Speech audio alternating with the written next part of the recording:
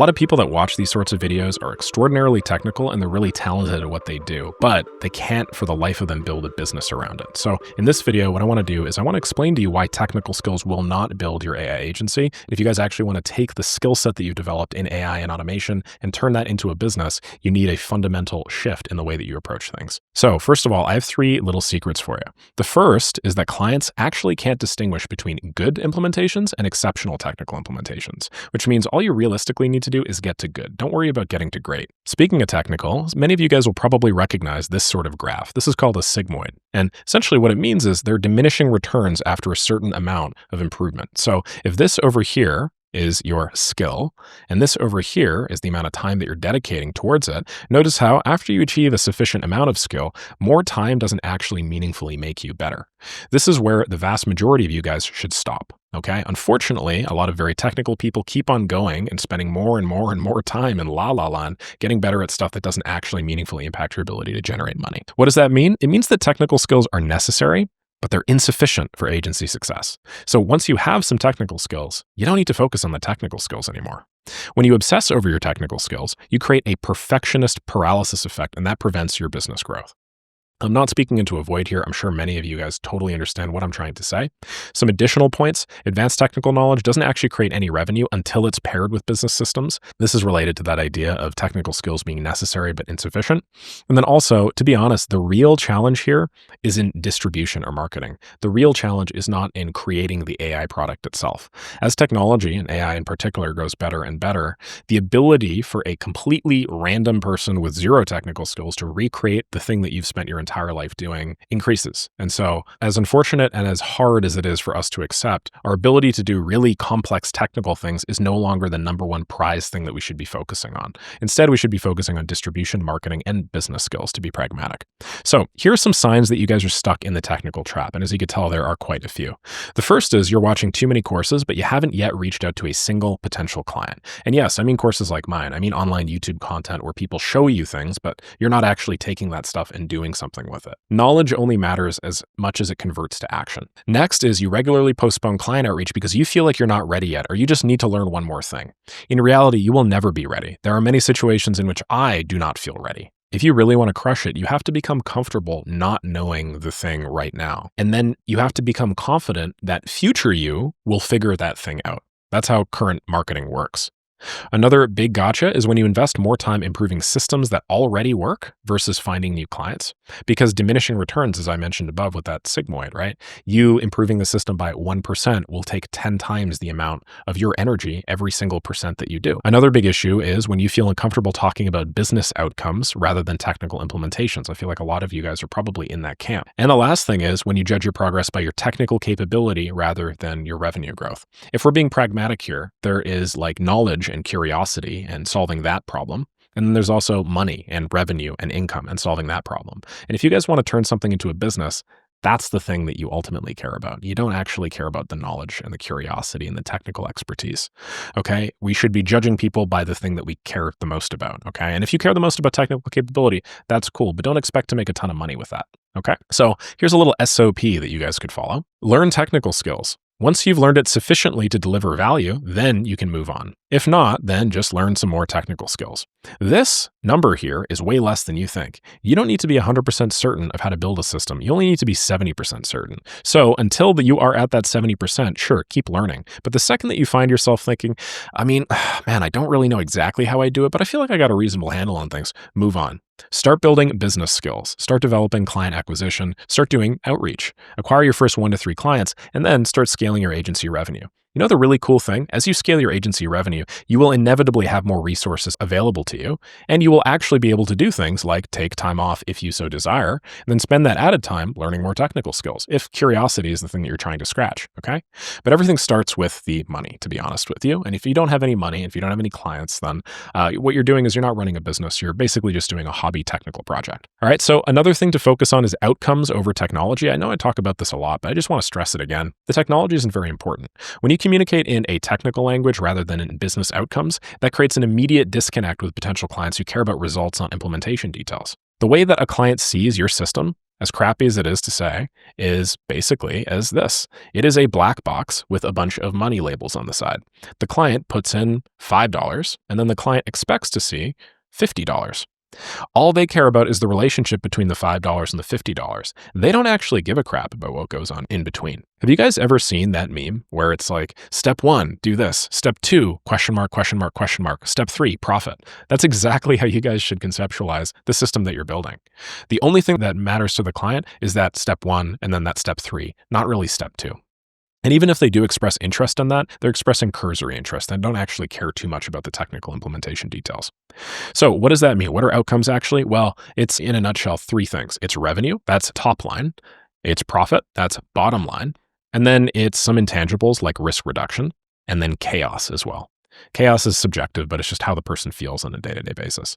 So if you run an agency, your whole job is to significantly improve revenue, significantly improve profit, significantly reduce risk, and then significantly reduce chaos. If you can accomplish these 4 things, you're going to make a lot of money by proxy. So your goal is to translate technical capabilities into financial impacts with real numbers. The client doesn't care that you built architecture on GPT 4.1 and are passing it through a multi-step cyclical content generator. These are fancy words that matter to other technical people, but you're not selling for the most part to technical people. You are specifically selling to people that don't understand the technical stuff. That's why they're hiring you, right? When you frame outcomes properly, as in when you say, hey, what problems are you suffering with? Okay, great. This system, I believe, can help solve that problem for you and generate some outsized return on your investment.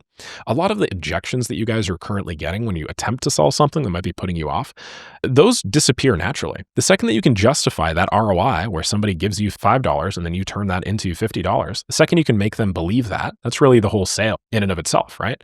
So if you guys can get to that point where you frame outcomes in terms of return on investment and not the technical stuff, the cost doesn't really matter so long as you can get somebody to trust that you are capable of delivering the system that does that.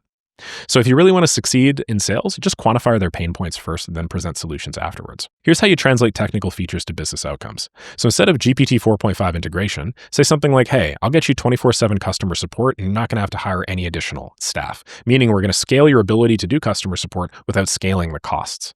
Instead of automated data processing, say, hey, I'm going to eliminate you $4,500 in monthly data entry costs because you're not going to have to hire somebody to do this manually for you. And we're going to do it so much faster that your current clients will be more satisfied and thus more likely to pay you more money.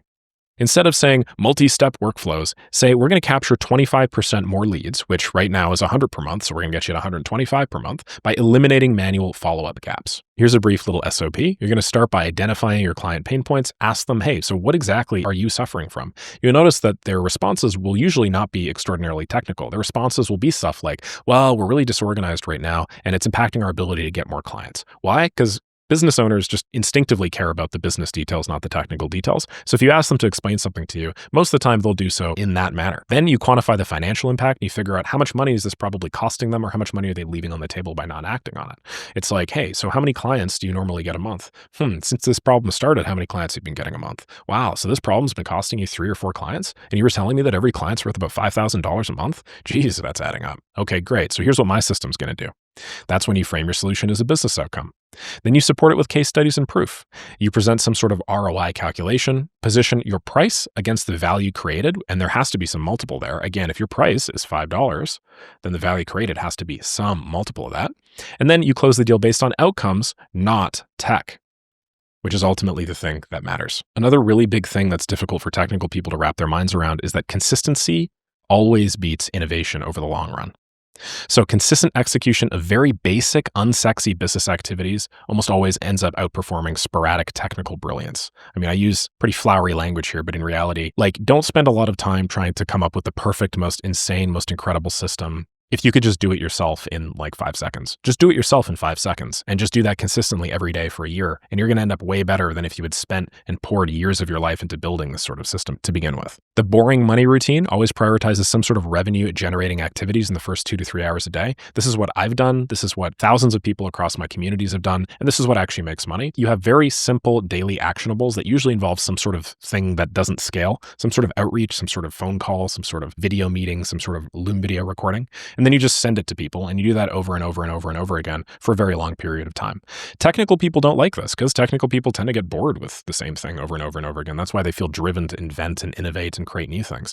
Unfortunately, inventing and innovating and creating new things can make you money. It's just not as probable a way of making money as executing consistently on the boring stuff. Like, does innovating technically get you the next Uber? Yeah, absolutely. But it's only going to get 1 out of 10 million companies the next Uber. What's a much more sustainable and consistent way to make money? It's boring money routine. It's taking something that works and making it 1% better. So here's some high ROI activities. So you can do some direct outreach, follow up with prospects, do some relationship building networking. My actual personal recommendation for technical people is to legitimately set aside 2 hours every morning, set a timer for 2 hours, and know that you cannot do anything technical in that 2-hour time period. Instead, all of the time that you spend on your business has to include something of this form during that 2-hour period. If you're not doing outreach, if you're not following up with prospects, if you're not relationship building or doing what you could qualify as networking, you're not spending that time right. Okay. As long as you exhaust a full 2-hour period of you doing this every day, then you can worry about the technical stuff later. You'll have accomplished the minimum viable thing necessary for growth. I also recommend focusing on some sort of consistent activity metric. Try and send, let's say, 25 messages a day.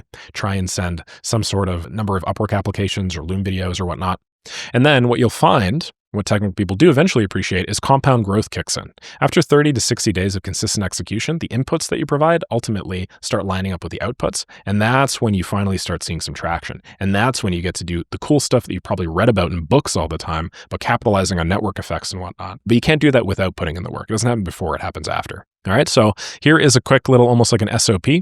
First 2 to 3 hours daily to revenue generating activities. Eliminate all distractions during this time. Just turn off notifications, turn off emails, turn off social media that you don't need. Set specific daily activity targets that are completely under your control. Here are some basic ones you could do. You could send 5 Upwork apps every single day. You could send 20 cold emails every single day. You could send 5 Loom videos every single day. The Upwork apps might take you 5 minutes each. That's 25 minutes. The cold emails, depending on if you're doing this manually or if you're doing this automated, might take like 5 seconds or it might take like 30 minutes. And then the 5 Loom videos, assuming they're 5 minutes each, might take you 25 minutes. How much time is this? Hey, that's 50. That's 30. So at the end of it, you spent 80 minutes or 1 hour and 20 doing the most important part of your business. And if you subtract that from the usual 8-hour workday, you're still left with 6.7 hours left to go. You can do whatever the heck you want with that 6.7 hours. As long as you do the business stuff, the technical stuff doesn't matter anywhere near as much. Track your consistency using like a simple Google Sheet or something. I know you want to invent this amazing CRM project tracker, Chrome extension app to do it, but this stuff does not work, guys. Just use something that works. Use something, hell, use a pen and a paper if you have to. And then just do it for 30 to 60 days, okay? Here is the SOP written in a slightly different way. I just like to provide different ways where you guys could see the information presented visually. You guys could hear the information said to you. So, identify 3 to 5 high ROI activities, create some daily activity targets, block the first 2 to 3 hours, execute consistently, track activities, not outcomes, maintain for 60 days, then just analyze results and optimize, and then just loop it over and over and over again. This doesn't have to be any more complex than that. What you'll find is there are a lot of people much dumber than you that run businesses that make way more money than you could probably ever hope to achieve. And this is something very humbling that I had to learn pretty early on. So if you guys want to scale an AI agency, focus less on the technical skills and way more on the business skills. It's the business ones which will ultimately pay your pockets. If you guys want to grow your own AI agency from scratch with no experience, whether on the technical side or the business side, definitely check out Maker School. Christian just did over $11,000 this month through Upwork, cold email, communities, and a couple of lead generation tactics that I talk about here. What we do is we give you a 0 to 90-day accountability roadmap with a list of step-by-step tasks. If you just follow those tasks, you eventually get a client. It's not rocket science. There's not a whole lot of innovating or disrupting going on. You're just following a given roadmap. And if you don't get your first client in 90 days, I give you a full refund. That's the guarantee, and that's kind of my offer to you. Thank you very much again for watching this video. Definitely brush up on those business skills and don't worry too much about the technical stuff. Like, subscribe, do all of those fun things that make my YouTube jump to the top of the algo, and I'll catch you on the next video. Thanks.